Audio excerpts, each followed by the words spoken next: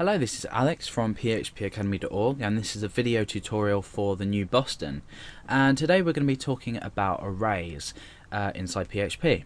Now, an array is a way to store data inside one variable, and it's basically a collection of data. So, for example, if I wanted to store a few numbers, I'm going to say 1, 5, 10, 20.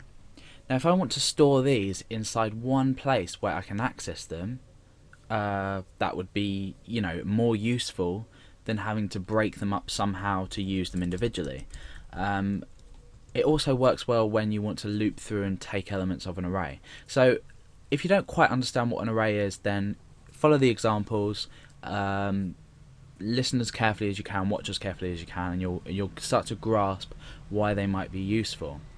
Now, in PHP, I'm going to create an array by using a variable, and I'm going to do this by creating the variable standard and we're going to assign an array to it.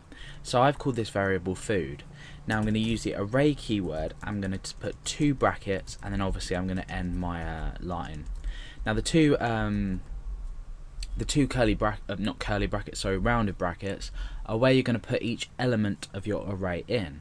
Now, an element is, or a value of an array, is automatically assigned a key, and the keys start from 0 and then they go on and on and on. So if I was to create, first of all, food here, pasta, this is key 0 of our array. This is the data held at key 0, and the value of key 0 is pasta. Bear in mind we can put numbers in these as well, but we can't mix them, so they have to be all of one data type. So food equals array of pasta, pizza, salad, and I've just separated these with commas, and I have put them in single quotation marks. So now we have 3 elements to our array at key 0 here, key 1 and key 2. So if I want to access, say, pizza, I'm going to say echo food, and this time I'm using square brackets. This is accessing the key of the array inside here, the element of each array, and I want to say 1. Now 1, you'd think normally would be relative to this one, but obviously this is 0, this is 1, this is 2. So we're echoing out key 1 of the array food, and we know it's an array because we're using square brackets. So this will simply echo out pizza. So let's refresh, and you can see that's echoed out pizza. The same as if we change this to 0, that's going to echo out pasta, and if we change this to 2, that's going to echo out salad. Now there's a quick way to see, that's basically arrays on their own. These are just normal arrays that we're storing data in. Now if I wanted to say see all elements of the array, I can use the print r here, the print r function, and all I do is put the name of the array in. Now this gives us it in a way that we can really understand how this is working. So if we refresh, you can now see a clear demonstration of how the array works and how each value is stored. So we start off with this array keyword. That's just there. Just out of demonstration, if you were to just echo out the array on its own, all you're displayed with is this array keyword. You're not given the elements of the array. You need to access them individually using these square brackets. But for now, if we're just using the print r food, this is just basically showing us each key of the array. So remember, I said key 0, key 1 and key 2, and the value pasta is assigned to key 0, the value of pizza is assigned to key 1, and the value of salad is assigned to key 2.